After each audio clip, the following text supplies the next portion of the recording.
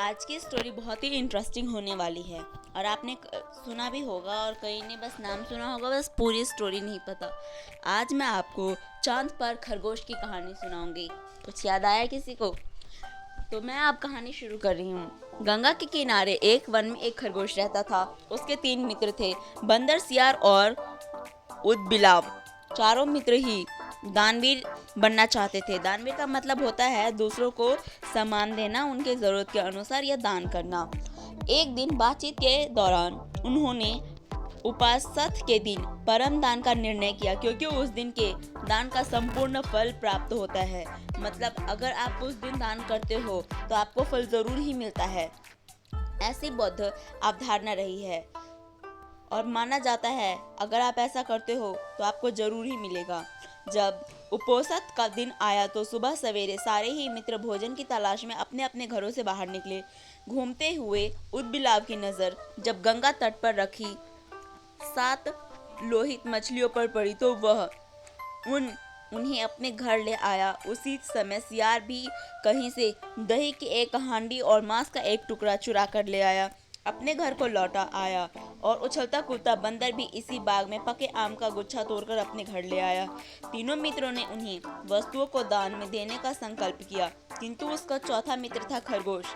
उसे तो ऐसा कुछ भी नहीं मिला। उसे कोई साधारण नहीं था। उसने सोचा यदि वे अपने भोजन अर्थात घास पात का दान करे तो जो दान पात करने वाला शायद ही कुछ लाभ होगा, क्योंकि घास पात तो सिर्फ जानवर खाएंगे और वो ऐसे भी किसी जानवर को नहीं दे सकते जो मांसाहारी हो, और इंसान भी नहीं लेंगे।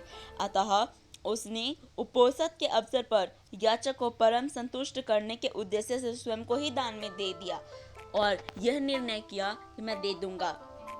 उसके स्वयं के त्याग का निर्णय संपूर्ण ब्रह्मांड को दोलायमान करने लगा और शक के आसन को भी तप्त करने लगा। वैदिक परंपरा में शक को शक्र या इंद्र कहते हैं। शक ने जब इस अति अलौकिक घटना का कारण जाना तो सन्यासी के रूप में वह उन चारों मित्रों की दान प्रयणता में परीक्षा लेने स्वयं ही उनके घर पहुंचे। उदबिलाव, सियार और बंदर ने शक को अपने अपने घरों से ही वो सामान दे दिया जो लाए थे, जैसे कि मछलियां, मांस और दही का हांडी, आम के गुच्छे उन्होंने दान में दे दिया। किंतु शक ने उन्हें द्वार दी गई दान को वस्तुओं को ग्रहण नहीं किया। फिर वह खरगोश के पास पहुंचे और दान की याचना की। खरगोश ने दान के उपयुक्त अवसर को जान याचक को अपने संपूर्ण शरीर के मांस को अंगीठी में सेक कर देने का प्रस्ताव रखा कि आप मुझे ऐसे सेक कर ले जा सकते हैं। उन्होंने पूरी बॉडी को ही कहा कि आप ले जाओ।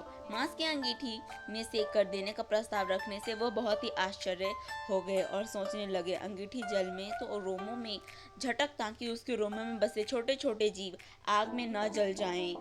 फिर वह बड़ी शालीनता के साथ जल्दी आग में कूद पड़ा। शक उनकी दानवीरता पर स्तब्ध हो उठे। चिरकाल तक उसने ऐसी दानवीरता न देखी और न ही कभी सुनी थी। हाँ, आश्चर्य की बात तो थी, आग ने खरगोश को नहीं जलाया, क्योंकि वह आग जादुई थी। शक ने द्वार किए गए परीक्षण का एक माया जाल था। सम्मोहित शक ने तब खरगोश की प्रशक्ति का ज्ञान किया और चांद के ही एक पर्वत को अपने हाथों से मसल चांद पर खरगोश का निशान बना दिया और कहा, जब तक इस चांद पर खरगोश का निशान रहेगा तब तक हे खरगोश, जगत तुम्हारी दानवीरता को याद रखेगा। ऐसा कहा।